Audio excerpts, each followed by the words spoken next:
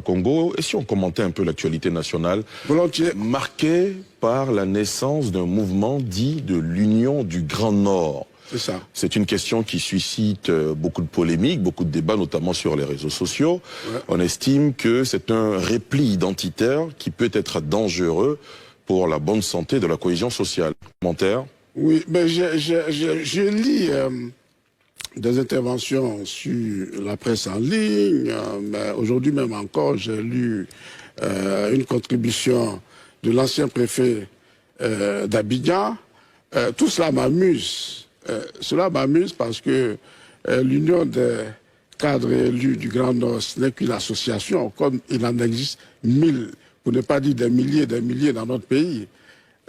Pour l'histoire, sachez tout simplement que dans ce pays, il a existé différents cercles regroupant donc des régions de la Côte d'Ivoire, le cercle du Grand Ouest. Le cercle du Grand Ouest a existé. Le président du cercle du Grand Ouest, c'était le ministre d'État Émile Constant Bombé. Il y a eu également une autre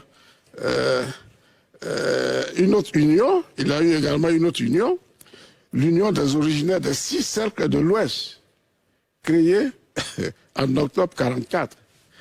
Il y a aujourd'hui l'association des Akans qui existe, qui fonctionne.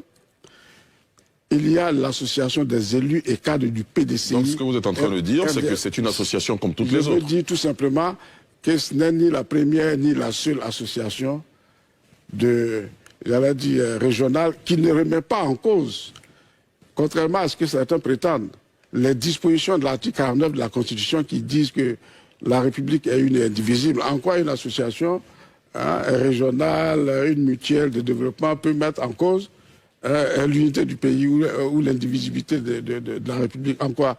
Donc, on est en train tout simplement de susciter une tempête dans un verre d'eau sur une question qui n'en vaut pas la peine. Très bien.